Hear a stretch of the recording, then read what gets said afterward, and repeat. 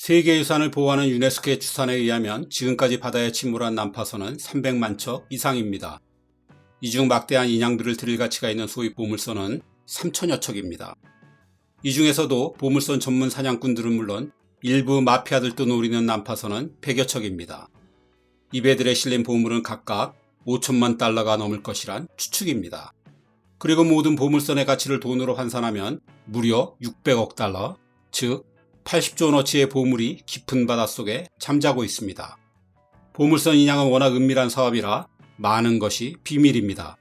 다만 업계의 추측에 따르면 지금까지 건져 올린 가장 값비싼 보물선은 누에스트라 세노라 데 아토차 호입니다. 1622년에 침몰한 이 스페인 선박엔 40톤이 넘는 금과 에메랄드, 10만 개가 넘는 동전 등 4억 달러어치의 보물이 가득했습니다. 그런데 이 배와는 비교도 안 되는 보물선이 있습니다. 보물선의 전설, 모든 난파선의 어머니, 난파선의 성배 등 여러 심상찮은 이름으로 불리는 산호세 호입니다. 1708년 영국 함대에 한방맞고 콜롬비아 앞바다에 침몰한 산호세에는 1100만 개의 순금주와 200톤의 은과 에메랄드 등이 가득한 것으로 보고 있습니다. 그 최대 추정 값어치가 무려 아토차호의 40배 이상인 170억 달러입니다. 최근 콜롬비아 정부는 대통령이 직접 나서 산호세의 인양과 함께 보물은 콜롬비아 것이라고 선언했습니다. 이 배가 콜롬비아의 영해에 있다는 이유에서죠. 그러자 스페인이 발끈하고 나섰습니다. 산호세가 자국의 배이니 보물은 당연히 스페인 것이라는 겁니다. 그러자 미국도 나섰습니다. 배의 위치를 알아낸 미국의 탐사의사가 처음 계약대로 절반의 소유권이 있다는 주장입니다. 과연 20조 원짜리 산호세의 보물은 누가 가져야 하는 걸까요? 오랫동안 보물은 찾는 사람이 임자였습니다. 영화 인디아나 존스처럼 유물에 해박한 고고학자가 이끄는 탐험대가 보물이 표시된 허술한 그림지도 한 장 들고 온갖 모험을 하게 되죠. 그리고 결국엔 엄청난 보물이 모두 그들의 차지입니다. 하지만 그런 시대는 끝났습니다. 아랍과 아시아의 국가가 제대로 들어서지 않았거나 유럽이 식민지였던 시절에나 가능한 얘기입니다. 보물을 찾아도 반출이 어렵게 되자 보물 사냥꾼들은 시선을 바다로 돌렸습니다. 건져 올릴 수만 있다면 물밑에는 골치 아픈 문화재 대신 현금이나 다름없는 금은보화가 가득했습니다. 때맞춰 수중 보물 인양에 필요한 여러 기술도 날로 발전해 갔습니다. 이제 보물 사냥에는 인디아나 존스 같은 고고학자는 별 쓸모가 없습니다. 이들은 보물을 실은 난파선이 지났을 옛 해로를 따라 소나 탐지기로 위치를 대략 추정하고 잠수 장비와 수중 카메라로 존재를 확인한 다음 수중 로봇과 원격 조종 차량 등을 동원해 비교적 쉽게 대박을 터뜨렸습니다. 초반만 해도 보물을 발견하고 인양한 사람의 분배 몫이 가장 컸습니다. 하지만 이곳저곳에서 잭팟이 터지자 이젠 관련 국가들이 나서 소유권을 주장하고 있습니다. 산호세 호위 콜롬비아, 스페인, 미국의 경우처럼 말입니다. 그래서 분쟁을 막기 위해 마련된 게 UN 해양법 협약과 유네스코의 수중문화유산 보호 협약입니다. 그런데 이게 굉장히 복잡하고 어렵고 지루합니다. 식물 위치가 영해와 배타적 경제 수역, 공해냐에 따라 다르고 군함과 무역선냐에 따라 다르며 수장된 지 얼마나 됐냐에 따라서도 다릅니다. 게다가 협약에 가입되어 있지 않은 나라가 더 많은 실정이라 국제협약이 무용지물인 경우도 많습니다. 그러니 결론은 사실상 당사자끼리 잘 협의해 결정하라입니다. 다만 보물의 분배를 두고 대부분이 존중하는 큰 틀의 합의가 몇 가지 있습니다. 이 정도만 알아도 보물에 관한 국제협약의 성격을 알 수 있습니다. 이 국제약속은 크게 셋으로 나뉜 협약 대상자의 권리와 관련이 있습니다. 우선 보물을 발견하고 인양한 개인이나 기업입니다. 이들에게 가장 많은 몫이 돌아갔던 과거와 달리 지금은 분쟁이 많아지면서 보물은 개인이 아닌 국가에 귀속되는 경향이 뚜렷합니다. 나라마다 다르지만 산호세의 소유권을 주장하는 콜롬비아는 배를 발견한 기업의 5%의 수수료만을 주려고 합니다. 하지만 협상의 결과에 따라 인양업체의 몫이 엄청날 수도 있습니다.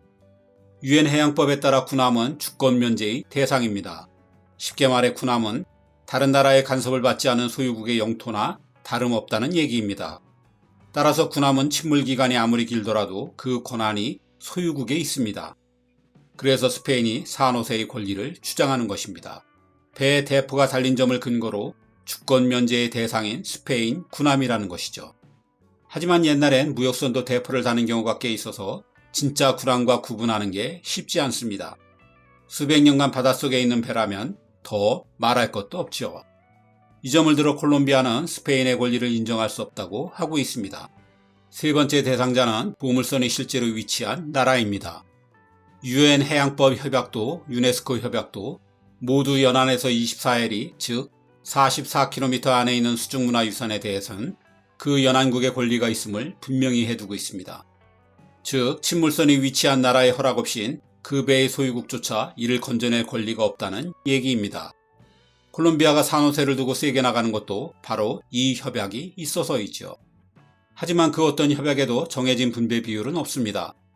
이 현실적인 경제적 이익을 두고 위의 3자가 어떻게 나눌 것인지 물밑 협상을 벌여야 하는 거죠. 물론 자국의 영해에서 자국인이 보물선을 발견하면 완전히 다른 룰이 적용됩니다. 우린 문화재급 이상이면 국가 귀속이 기본이고 미국은 발견한 개인의 몫이 국가보다 더 큰 걸로 알려져 있습니다. 그런데 왜 역대의 1위도 앞으로의 1위도 모두 스페인 배일까요? 최근에 엄청난 보물선이 주로 발견되는 곳은 카리브해입니다. 17, 18세기의 카리브해는 해적들의 천국이었습니다. 이들은 중남미의 보물을 싣고 유럽으로 돌아가는 배를 집중적으로 노렸습니다. 우리나라에서도 큰 인기였던 영화 캐리비안의 해적을 생각하면 되겠습니다. 이 영화 시리즈가 거둬들인 돈이 6조 원이라니 해적이 웬만한 보물선을 턴 것보다 훨씬 나은 셈입니다. 암튼 당시 중남미는 스페인 천하였으니 스페인 보물선이 압도적으로 많은 건 당연합니다. 당시의 영국, 프랑스 등 유럽의 후발 주자들은 스페인의 성공에 배가 아팠습니다. 하지만 중남미에선 스페인의 세력이 워낙 확고해 끼어들 틈이 없었죠. 그래서 이들은 국가가 공인한 해적들로 스페인 배를 약탈하도록 했습니다. 빼앗은 보물은 국가와 해적이 반반씩 나눴죠. 스페인이 무적 함대를 동원해 해적 소탕에 나섰지만 카리브해엔 해적들이 숨을 너무나 많은 섬이 있었습니다. 더구나 스페인 함대의 큰 배들이 드나들기 어려운 모래사장이 많아 해적이 소굴로 삼기에 카리브해는 최적이었죠. 해적에 의해 수많은 보물선이 침몰당한 스페인은 최근 난파선 리스트를 작성해 두었습니다. 2019년 스페인 문화부가 자국 소유라며 만든 목록에는 681척이 있습니다. 스페인은 보물선 인양 소식만 들리면 바로 이 리스트를 들이대며 열심히 숟가락을 얻는 중입니다. 그런데 뭔가 이상하지 않습니까? 그 보물은 원래 어디서 난 것일까요? 국제협약 그 어디에도 보물을 강탈당한 피해 당사국의 권리가 없습니다. 산호세에 실린 금과 은은 대부분 볼리비아와 페루에서 가져온 것입니다. 그래서 산호세의 인양을 앞두고 이들 나라 역시 소유권을 주장하긴 했습니다. 하지만 아무도 이 목소리에 귀 기울이거나 관심을 두지 않습니다. 보물선을 가진 나라도 인양할 능력이 있는 나라도 모두 강대국이자 옛 제국들입니다. 산호세는 아니지만 보물선이 수장된 영해도 이들 나라에 많습니다. 이런 점에서 수중문화유산을 둘러싼 이 국제협약은 피해국에 명백히 불공정합니다. 입증이 어려워서인지는 모르겠지만 피해국을 놔두고 가해국끼리 보물이 서로 자기 것이라고 싸우는 건 도둑이 도둑을 도둑질하는 것과 다르지 않습니다. 이런 걸 보면 제국주의는 아직 끝나지 않은 것 같습니다.